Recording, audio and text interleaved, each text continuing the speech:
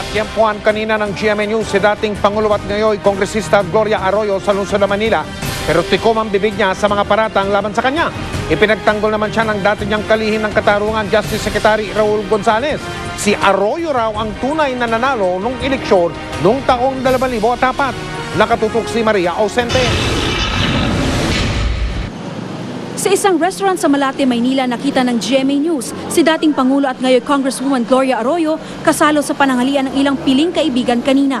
Tumagi siyang magbigay ng pahayag para depensahan ang sarili sa mga isyong ipinupukol sa kanya. Matapos ang pananghalian, umalis din agad si Arroyo. Ayon sa tagapagsalita niya, hindi na daw talaga ito sasagot sa issue. Pinayuhan na rin daw nila ito na wag nang dumalo sa SONA ni Pangulong Aquino sa Lunes. Aatin ka sa isang pagtitipon na ikaw naman ay kukutsain, iinsultuhin, paparatangan, siguro sa atin, pag tayo ang nasa lagay ni PGMA, hindi na rin tayo pupunta. Pero ewan ko lang kung pupunta si PGMA doon. Pero di nag-iisa silang bino sa pagtatanggol kay Arroyo. Maging ang dati nitong kalihim, lumabas din para sagutin ang pahayag kahapon ni COMELEC Chairman Sixto Brillantes na si FPJ ang nanalo noong 2004 elections. Kung kayo po yung tatanungin, sino po yung nanalo ng 2004? Si Gloria. She really won. Nauna nang sinabi ni Brillantes na mag-i-inhibit kapag binuksan ang mga investigasyon sa umunoy dayaan noong mga nakaraang eleksyon.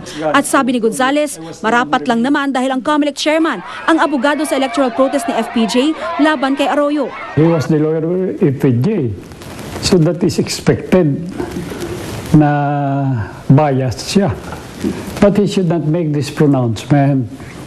I think that's unbecoming for him to prejudge at this point in time. He is COMELEC.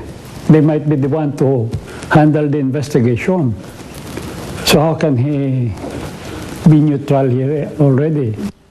Kung mag-iimbestiga din daw sa 2007 senatorial elections, dapat din malaman kung mayroong naging kliyente si Brillantes sa mga senador na tumakbo. Nagtataka tuloy ang dating DOJ Secretary. Bakit tila nagiging boxing na umano ang labanan ngayon? Nagkasunod-sunod daw kasi ang atake ng administrasyon sa dating Pangulo. Kung kailan malapit na ang State of the Nation address ni Pangulong Noynoy Aquino. Kasabay pa ng paglutang ni dating Maguindanao Provincial Election Supervisor Lintang Bidol. The baton is being held in Malacanang. Ang maestro sa Malacanang yan. Bakit si Bidol, ang tagal na nahahawakan pala ni Robredo? Bakit tinatago? There must be an ulterior motive here. Which is to cover up for their own failures. Atakin mo ng kabila para they will not be able to counterattack anymore. Maria Ausente, Nakatutok, 24 Oras. Kasama po natin ngayong gabi sa 24 oras ang isa sa mga pinakamasipag at pinakatapat na tagapagbalita. Walang iba kundi ang kapuso nating si Pia Arcangel. Pia. Salamat, Mike. 3 lalaki ang arestado matapos magnakaw sa isang klinik sa Malate, Maynila. Base sa kuha ng CCTV, ang mga suspect ay nagpanggap bilang pasyente kaya nakapasok at naisagawa ang krimen. Narito ang report exclusive. Sa likod ng malamig na rehas, bumagsak ang mga suspect na sina Marvin Gabo, Ray Torres at Virgilio Paculo matapos umunong magnakaw mula sa isang klinik sa Malate, Maynila. Martes nitong nakaraang linggo, nagkungwaring magpapacheck up ang dalawang suspect sa klinik. Nagsilbing lookout ang isa pa nilang kasama, pero hindi pagpapagamot ang pakay nila. Sa kuha sa CCTV, makikita na pasilip-silip ang dalawa sa mga kwarto sa klinik. Maya-maya pa, tila inihanda ng isa sa mga suspect ang kanyang bag bago pumasok sa isang kwarto. Pasimpleng lumabas ang dalawa mula sa klinik, bitbit ang bag na pinaglagyan ng laptop.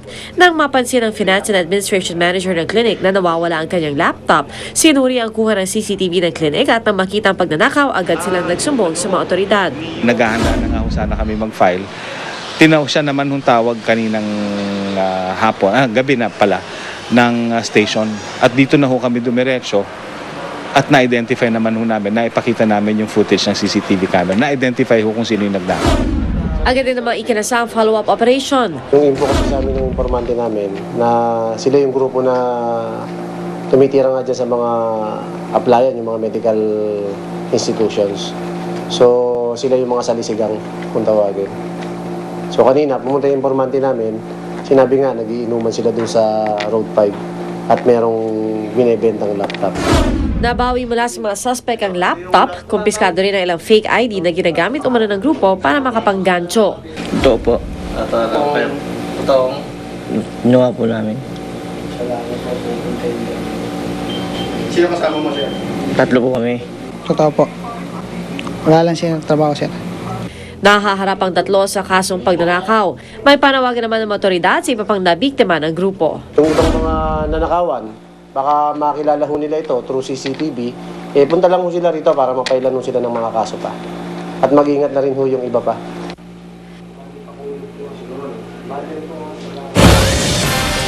Nagbaybay sa Tondo, Maynila ang ilang taga non-governmental organization para magturo ng artificial method ng family planning.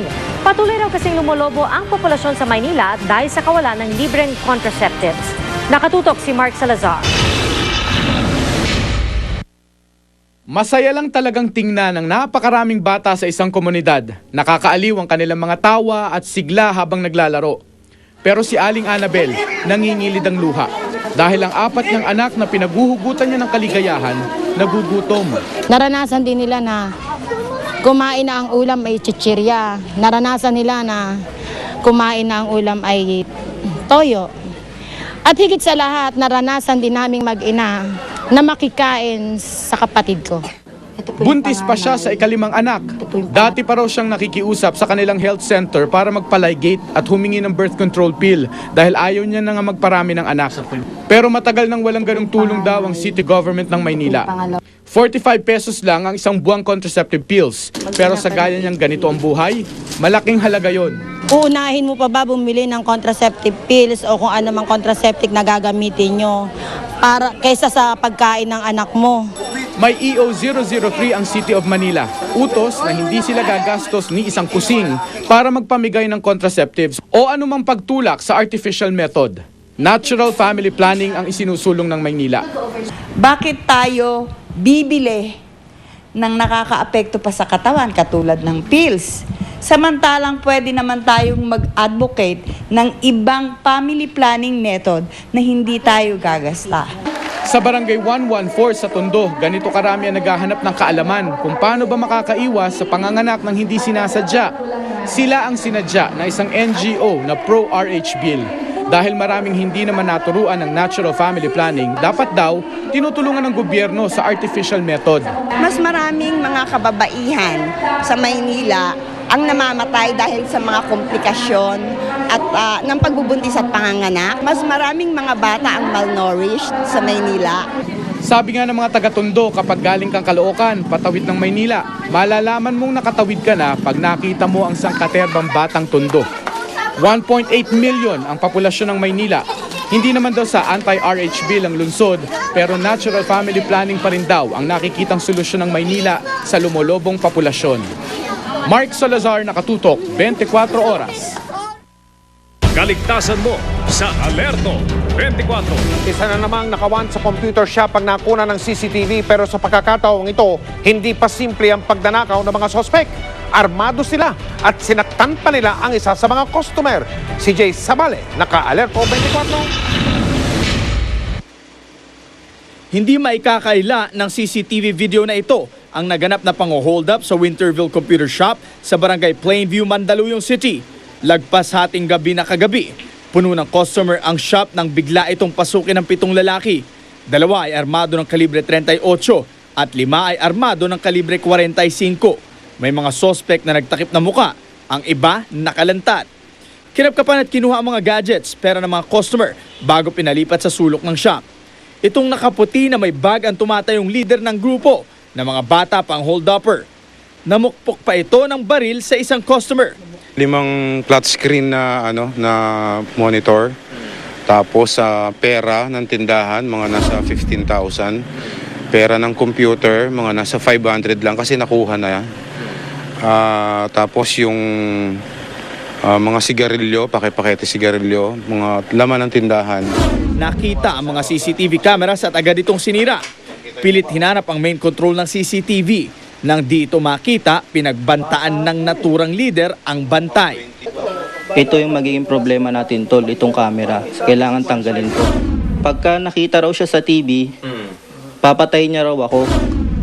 Kulang-kulang 50,000 pesos na halaga ng pera at ari-arian ng shop at store ang natangay ng mga sospek. Di pa kasama rito ang mga nakuha sa customer. 3 beses na ngayong taon hinold up ang naturang computer shop. May suggestion naman ang barangay official.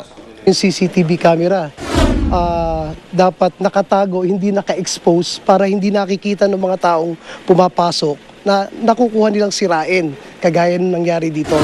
Patuloy naman ang investigasyon ng Mandaluyong Pulis sa naturang insidente. Jay Sabale, Nakaalerto, 24.